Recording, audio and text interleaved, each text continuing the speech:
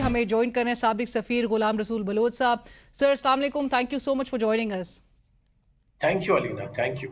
रसूल बलोच साहब, सबसे पहले तो गुफ्तगू का आगाज़ इसी हवाले से कि जो मुज़ाकरात का अगला राउंड 2 जो होना था पाकिस्तान में, और पाकिस्तान की कोशिशें जो कि ताहाल अभी भी परहैप्स जारी हैं, ये ना होने की वजह आपको क्या समझ आ रही है सर? और जो 24 घंटे के अंदर लाइक आई मेंशन्ड ईरानी वज़ीर ख़ारजा का 2 मरतबा पाकिस्तान आना, वो हमें क्या बता रहा है?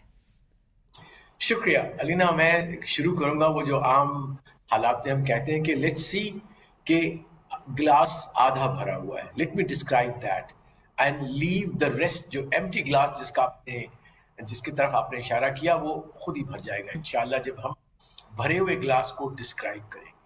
अब उस ग्लास आधे से ज्यादा भरा हुआ है, बल्कि मेरी नजर में सिंबॉलिकली सिंबली इस्तेमाल कर रहा हूँ. देखिए, सबसे अहम चीज समझने की ये है कि पाकिस्तान एक प्रोसेस में एंगेज है. प्रोसेस है अंडरस्टैंडिंग बिटवीन दीज टू एडवर्सियल, जो बड़े दुश्मन थे, कह सकते हैं अजली दुश्मन. उनके ईरान में भी अभी तक भी शैतान अल बुजुर्ग कहते हैं उसको, बड़ा शैतान लिखा हुआ है. और इस तरह से ईरान को भी अभी तक भी मुख्तलिफ उसके एंटिटीज को, उनके लीडर्स को टेररिस्ट लिस्ट में डाला हुआ है. इसका मतलब है ये कोई दो नॉर्मल स्टेट के दरमियान हम सुलह कराने की कोशिश नहीं करें. It's like more than that. और अभी 2 जंगें लड़ चुके गुज़श्ता लाइक 1 ईयर और सो, और बड़ी डेवस्टेटिंग जंगें हैं जिसमें उन्होंने ईरान का बहुत नुकसान किया है. शहादतें तो हुई 3,000 से ज्यादा, जिसमें अनफॉर्चुनेटली 170 बच्चियां थी स्कूल की. 2 निशाना बनाया गया, हॉस्पिटल्स को निशाना बनाया गया, और बहुत ह्यूमैनिटेरियन भी और अदरवाइज हुआ.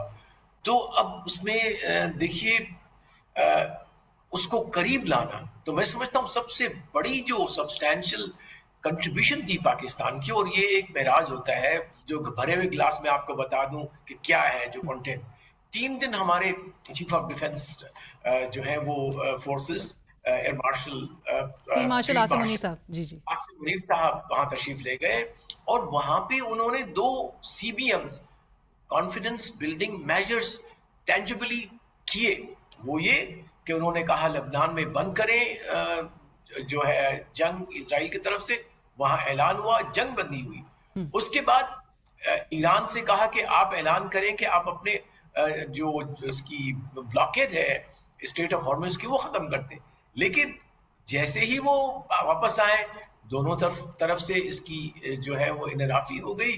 वहां से इजराइल ने उसकी वायलेशन शुरू कर दी, और यहाँ अमेरिका ने कह दिया कि हम नहीं करेंगे. तो ये CBM फ्रैक्चर होगी. उससे फिर जो फिजा बनी थी या बनने जा रही थी उसके ऊपर असर हो गया.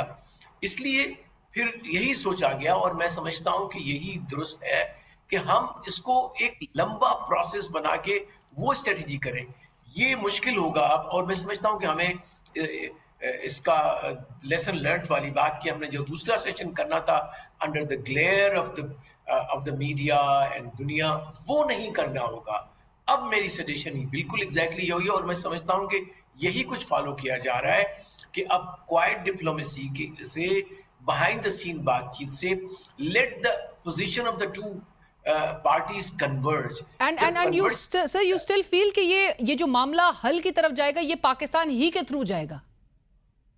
देखिए, पाकिस्तान का लीड रोल होगा, पाकिस्तान फोकल होगा. पाकिस्तान ने बहुत जवाबदारी का, अखलाकी जुरात का और स्ट्रेटेजिक थिंकिंग का, और ये अल्फाज में नहीं कह रहा, इनको वक्त नहीं है, हम उनको एक एक करके एक्सप्लेन भी कर सकते हैं कि कैसे अखलाकी जुरात है, कैसी ये स्ट्रेटेजिक विजन है, और कैसे ये एक डिप्लोमेटिक स्किल है कि पूरी दुनिया आपकी तरफ है. आपसे तवक्को ये भी खड़ी है कि अब हम कैसे यहाँ पे अमन लाएंगे. Absolutely. तो मेरा ख्याल है कि हमें इस चीज को समझना चाहिए कि ये जो है सिलसिला हमारा आगे चलेगा, और इंशाअल्लाह Pakistan will remain the central force.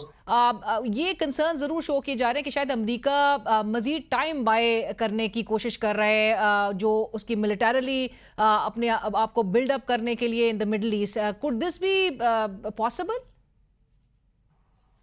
देखिए कुछ भी पॉसिबल इन द सेंस कि दो जब जंगें हो रही होती हैं, जंग हो रही होती है किसी दो मुतहारिफ फरीकैन में, तो उसमें कुछ भी एक्सपेक्ट किया जा सकता है कि टाइम बाइंग भी हो सकती है।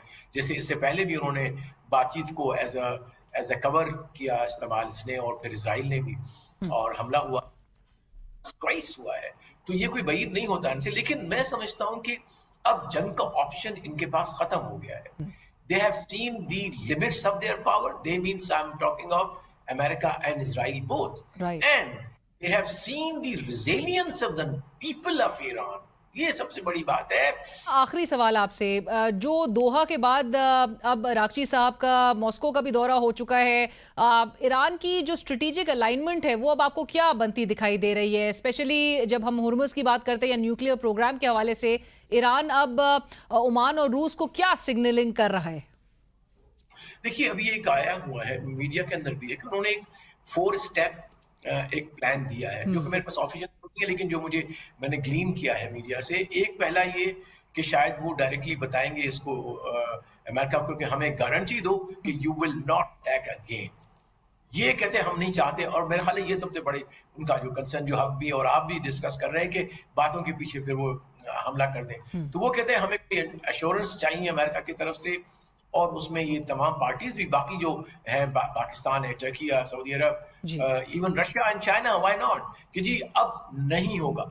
उसके बाद सेकंड है कि स्टेट ऑफ हॉर्मोज को खोलेंगे, लेकिन अंडर सम अरेंजमेंट, और उसके परमानेंट ऑपरेशन के लिए एक फ्रेमवर्क डिस्कस किया जाएगा। Thank you for joining us. साबिक सफीर गुलाम रसूल बरूच साहब इस वक्त हमसे गुफ्तगू करे, तो इसी के साथ ही बढ़ते हैं एक ब्रेक की तरफ, हमारे साथ रहिए।